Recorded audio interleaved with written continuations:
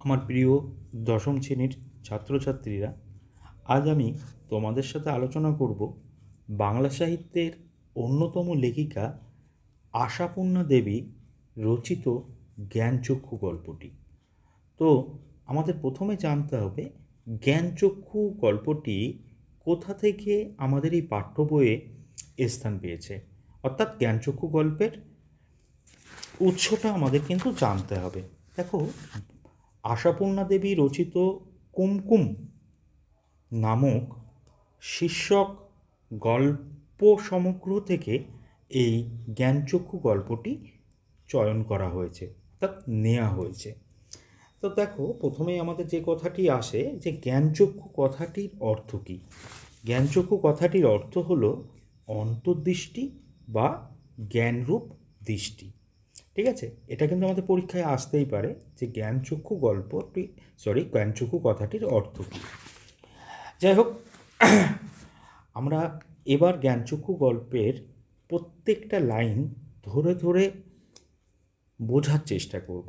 তার কারণ মাধ্যমিকে কিন্তু 17 মার্কের এমসিকিউ আর 19 মার্কের এসিকিউ কোশ্চেন আসবে, অর্থাৎ 90 মার্কের পরীক্ষায় 17টা এমসিকিউ আর 19টা এসিকিউ কোশ্চেন আসবে।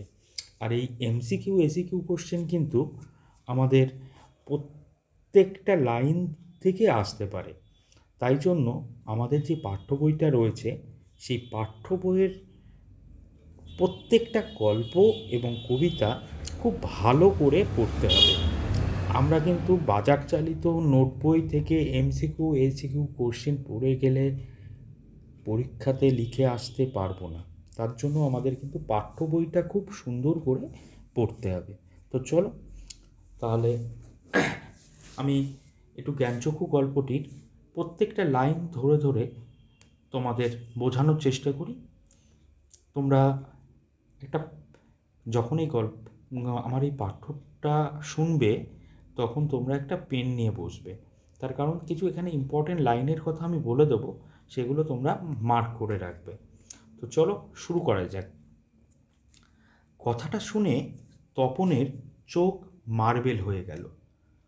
নতুন মেসোমশাই মানে যার সঙ্গে কদিন আগে তপনের ছোটো মাসির বিয়ে হয়ে গেল, দেদার ঘটাপটা করে, সেই তিনিই নাকি বই লেখেন।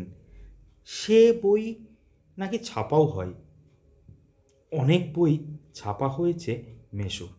তার মানে তপনের নতুন মেসোমশাই একজন লেখক, সত্যিকারের লেখক। তো